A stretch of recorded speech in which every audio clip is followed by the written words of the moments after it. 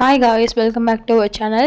இன்றைக்கி வீடியோ நம்ம எதை பற்றி பார்க்க போகிறோம்னாக்கா, சாம் பாப்பாவுக்கு வந்து ஃபர்ஸ்ட் டைம் வந்து ராகி வந்து நான் கொடுத்துருக்கேன். நான் எப்படி ப்ரிப்பேர் பண்ணேன் பாப்பாக்காண்டி, அதை பற்றி அந்த வீடியோ டீட்டெயிலாக பார்க்க போகிறோம். சரி வாங்க வீடியோக்குள்ளே போகலாம். இப்போ சாம்க்கு வந்து பார்த்திங்கன்னா 10 மந்த் ஆகுது. நான் வந்து நியர்லி 8 மந்த்துக்கிட்ட வாங்கினேன். பட் அப்போ பார்த்திங்கன்னா மழை சீசனுங்கிறதுனால நான் வந்து சாம்க்கு வந்து ராகி வந்து கொடுக்கல, கொஞ்சம் குளிர்ச்சின்னு சொன்னதுனால. அதான் வந்து இப்போ ஸ்டார்ட் பண்ணுறேன். ஃபர்ஸ்ட் வந்து ஒரு 2 கைப்பிடி அளவுக்கு வந்து நான் ராகி எடுத்து முந்தா நாள் நைட்டே வந்து ஊற வச்சுக்கலாம். நெக்ஸ்ட் டே மார்னிங் வந்து பார்த்திங்கனாக்கா, நம்ம வந்து சோக் பண்ணி வச்ச ராகியை வந்து பார்த்திங்கனாக்கா, நம்ம வந்து அரைச்சி வச்சுருக்க மாவோட சேர்த்து வந்து நம்ம வந்து கிரைண்ட் பண்ணி எடுத்துக்கலாம். நீங்கள் வந்து மாவு இப்படியும் அரைச்சிக்கலாம், இல்லைனாக்கா ராகி வந்து அரிசி உளுந்து சேர்த்து ஊற வச்சு அதை கூட நீங்கள் அரைச்சி எடுத்துக்கலாம்.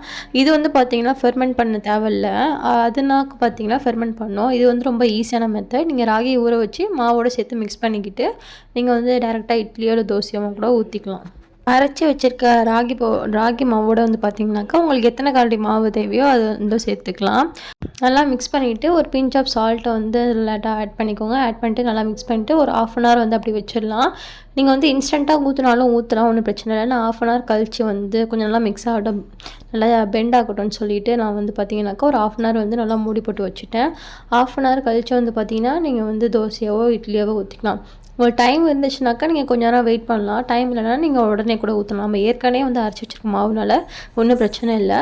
நான் வந்து பார்த்திங்கனாக்கா இட்லி தான் ஊற்றினேன். இட்லி தட்டு லைட்டாக எண்ணெய் சேர்த்துட்டு, நீங்கள் எண்ணெய் இல்லைனாக்கா நெய் கூட நீங்கள் சேர்த்துக்கலாம். உங்கள் பேபிக்கு வந்து என்ன இஷ்டமோ அதை வந்து நீங்கள் ஆட் பண்ணிக்கிட்டு சின்ன சின்ன இட்லியாக வந்து நீங்கள் ஊற்றி வைக்கலாம். அப்படி இல்லைனாக்கா இந்த குட்டி இட்லியாக இருக்கும்ல, அதில் கூட நீங்கள் இப்போ பேபிஸ்க்கு வந்து ட்ரை பண்ணலாம். அதில் ஊற்றினோன்னாக்கா பேபிஸ் இன்னுமே வந்து அட்ராக்ட் பண்ணுவாங்க. ஏன்னா குட்டி குட்டியாக ரவுண்டாக இருக்கும், பார்க்க அழகாக இருக்கும். அவங்களே கூட எடுத்து சாப்பிடவும் அது வந்து நல்லா ப்ராக்டிஸ் பண்ணலாம். நீங்கள் அதில் கூட நீங்கள் ஊற்றலாம். இதில் ஊற்றிட்டு வந்து பார்த்திங்கனாக்கா, நம்ம எப்போதும் இட்லி வேக வைப்போம்ல, அதுமாதிரி வேக வச்சாலே வந்து டக்குன்னு வெந்துடும். நான் வந்து இந்த மாதிரி தான் வந்து பாப்பாவுக்கு வந்து பார்த்திங்கனாக்கா ராகி இட்லி வந்து பாப்பாவுக்கு நான் வந்து கொடுத்தேன். நீங்கள் வந்து ராகி வந்து எப்படிலாம் உங்கள் பேபிஸ்க்கு வந்து கொடுப்பீங்க அப்படிங்கிறத மறக்காமல் வந்து ஷேர் பண்ணுங்கள்.